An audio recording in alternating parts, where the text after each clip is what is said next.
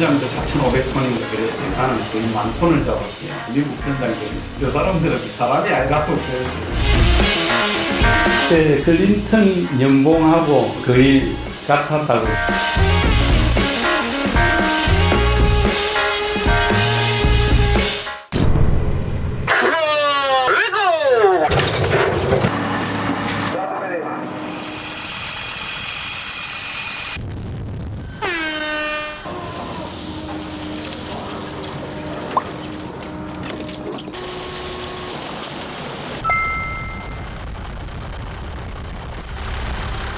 커세이너라는 형식의 저 방식 자체가 미국의 원조. 예, 원조입니다.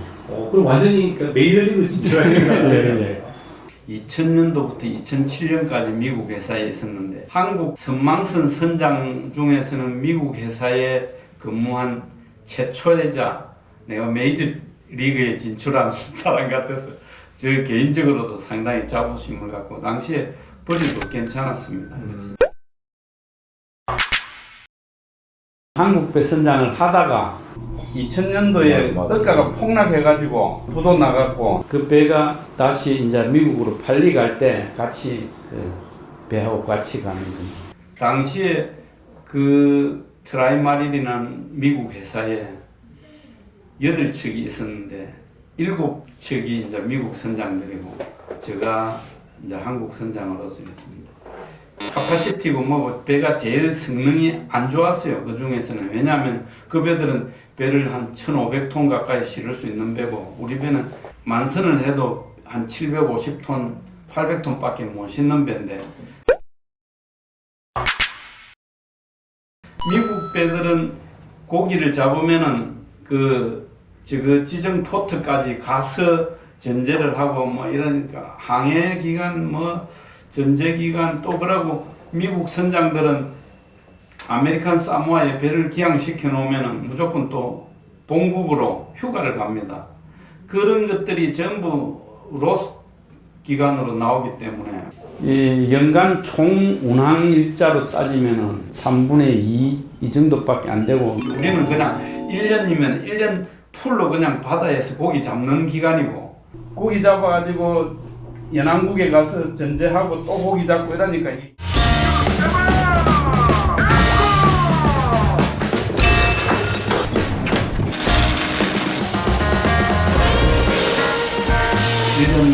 토탈해가지고 미국 선장들 통틀어서 레코드가 4,200톤인가 4,500톤인가 그랬어요. 근데 나는 거의 10,000톤을 잡았어요. 미국 선장 중에 최고가 4,000톤대인데. 네, 4,000톤. 선장님은 10,000톤을 만톤. 배도 제일 작은 작은 배로. 그 작은 배를 가지고 1년에 10,000톤을 잡으니까 아메리칸 사모아에 입항했을 때 이사 뭐 사장 다 와갖고 미국 선장들 불러갖고 너희네 새끼들아 고기를 어떻게 잡는데 이 작은 배보다 고기를 못 잡노. 왕도 안 되죠. 그런 게 이제 미국 선장들이 저 사람들은 사람이 아니라고 그랬어요. 한국 놈들은 사람이 아니다. 추종을 불허했지요. 그래서 당시에 미국 회사에서 상당히 그 대우를 받았습니다. 나중에 케이프 굿호프라는 배는 슈퍼세이나라고 세계 뭐 6척인 것밖에 없는 배입니다.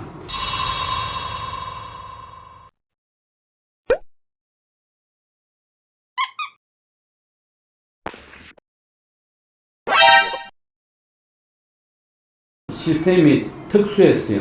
여객선에서 많이 채택을 한다 그러는데 전부 컴퓨터로 운용이 되고 심지어 프로펠러도 메인 엔진이 있어가지고 프로펠러를 돌리는 게 아니고 발전기를 9대를 싣고 큰 모터가 돌리는 식이었어요. 그래서 배 소음도 없고 선장방에 배가 가는가 안 가는가를 전혀 모릅니다.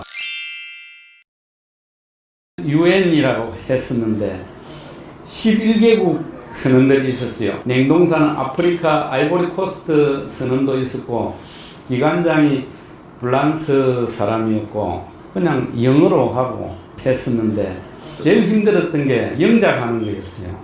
그럼 하루 작업 마치고 나면 보고서를 보내야 되는데 혹시 이제 밑에 애들이 무슨 서류를 해가지고 왔을 때 옷자가 나든지 이러면 내가 보기에도 야, 이 사람이 멍청하니 왜 이래 이런 생각이 들기 때문에 정말 노력을 많이 했습니다. 이제 보고 하는데 심지어 자기네들은 회사에서 오타가 돼가지고 뭐 와도 나는 오타 없이 몇 분을 다 이거 검수를 해가지고 보내야 되니까 그런 게 힘들었습니다. 한국 선장이 미국 배를 운영을 했지 않습니까? 예, 예. 그 전에는 미국 선장이 운영을 했기 때문에 예, 예. 실적 차이가 많이 컸습니까? 고기를 2,400톤, 2,500톤까지 실을 수 있는 배인데 한 달에 뭐 한 배쯤도 2,400톤도 잡아보고 이래 했는데 거의 더블 스코어였어요. 더블 스코어 이상. 그래가지고 상당히 당시에는 인기가 있었습니다.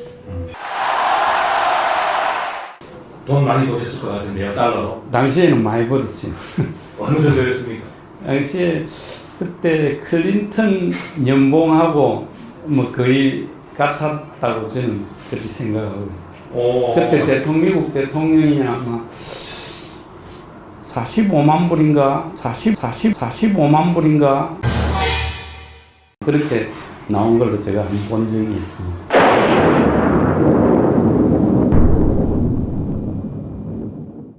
회사의 운영상 뭐가 좀 안 맞아가지고 매선을 하게 됐어요. 베네수엘라로 팔려가는 바람에 그래 이제 그때 다시 한국으로 신라교역 배를 이제 그때부터 타게 됐어요.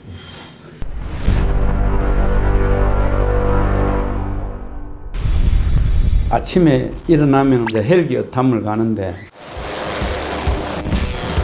헬기 나가면은 고기 튀는 거나 이런 거를 이제 주로 보는데 어떤 물체를 하나 봤어요. 이장 보고 가보자 이러니까 헬기를 돌리면 사람이다 이거야. 사람이다 이거야. 한두 명이 아니라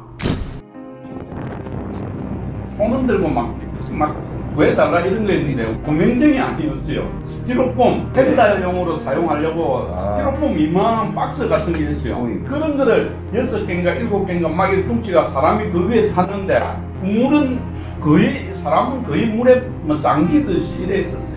그 상황은 하여튼 뭐 이게 어떻게 정상적인 그런 게 아니고 그냥 스티로폼을 타고 있는 상황이었기 때문에 상당히 그 긴박한 순간이어서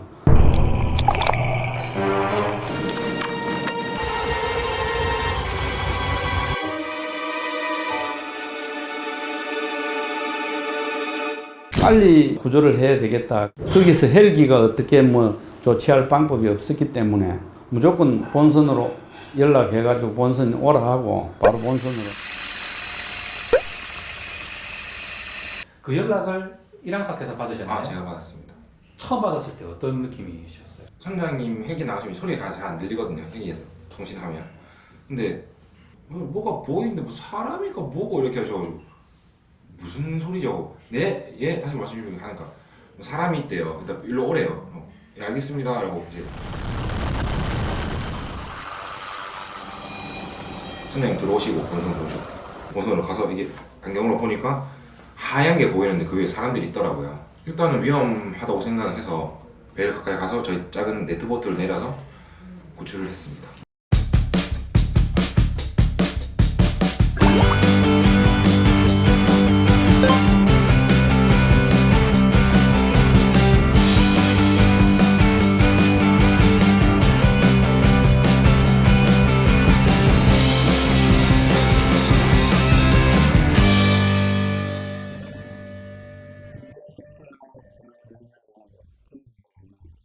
굉장히 그렇게 상태였어요. 거의 그 친구들이. 그래서 일단 음식물, 그다음에 샤워 시키고 이제 음식물, 그다음에 침실 제공. 참치 연성선인데 불이 나가지고 탈출을 한 걸로. 배는 거기서 내가 보기에는 한 10여 마일 이상 다 타고 완전히 전소돼가지고 거의 껍데기만 이래가 떠 있었고. 그 친구들은 거기서 이제 떠 나와가지고 4일째 제대로 먹지도 못하고 물에 거의 뭐 하반신은 물에 당기는 그런 상황이기 때문에 만약에 헬기에서 이거 못 봤으면은 이 친구들은 진짜 정말 극적이었어요. 우리 배에서 이틀인가 잤어요. 그 친구들은 좀 운기 회복도 하고.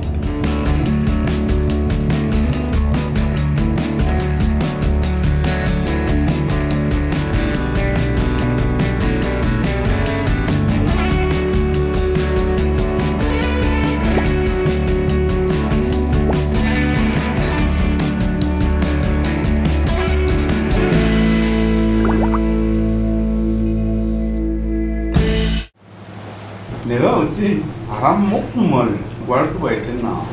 너무너무 개인적으로 영광이고 바다에 생활하면서 지금까지도 막 그게 제일 남아있습니다. 김정범 선장님의 어떤 리더십 어떤 스타일이라고 생각하세요? 거칠진 않으세요. 보통 선생님 엄청 거치시거든요. 욕동자도 많이 듣죠. 배에 있으면 당연히. 근데 선생님은 진짜 한 번도 안 하셨어요. 욕도 안 하시고 화가 나도 약간 이렇게 박수면 치시면 약간 마인드 컨트롤 잘 하시는 분. 바다에서는 술로 인해서 사고 난다고 생각을 하기 때문에 선장이 대해서는 절대 바다에 나가서는 술을 안 마십니다. 내가 술을 잘 마실 수 있는데 선원들 간에 하여튼 작은 이런 불화가 곧 사고로 연결이 되거든요. 그 추구하는 바가 선원들 서로 화합, 단합,